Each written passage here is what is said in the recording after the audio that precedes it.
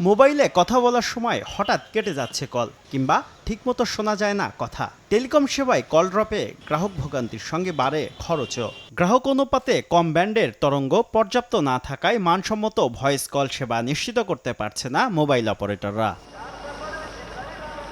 এই অবস্থায় সেবার মান বাড়াতে 700 মেগাহার্টজ ব্যান্ডে 25 মেগাহার্টজ তরঙ্গ নিলামে তুলতে যাচ্ছে বিটিআরসি। 700 মেগাহার্টজ নিম্ন ফ্রিকোয়েন্সি হওয়ায় এর তরঙ্গ দৈর্ঘ্য বেশি, যা কম শক্তি ব্যবহার করে বিস্তৃত এলাকা কভার করতে পারে। এই ব্যান্ডের তরঙ্গ দৈর্ঘ্য সহজেই ভবনের ভেতরে প্রবেশ করতে পারায় শহুরে এলাকায় বাসাবাড়ি ও অফিসের ভেতরে ভালো নেটওয়ার্ক পাওয়া যায়। জুনে অনুষ্ঠিত হতে যাওয়া নিলামে প্রতি মেগাহার্টজ তরঙ্গের দাম 263 কোটি টাকা চায় নিয়ন্ত্রক সংস্থা।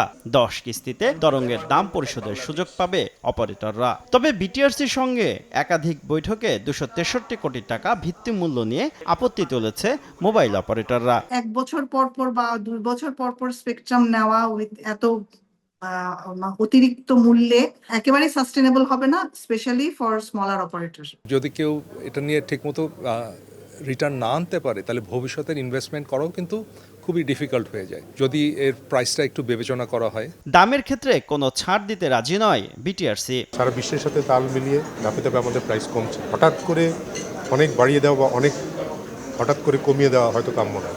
অপারেটর ও নিয়ন্ত্রক সংস্থার এমন অবস্থানের প্রেক্ষিতে এগিয়ে এসেছেন প্রধান উপদেষ্টার বিশেষ সহকারী। বলছেন দাম কমানোর উদ্যোগ নেবেন তিনি।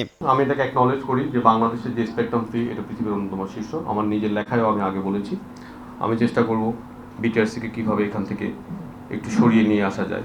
দেশে বর্তমানে 18 কোটি 66 লাখ গ্রাহককে সেবা দিচ্ছে 4 মোবাইল অপারেটর।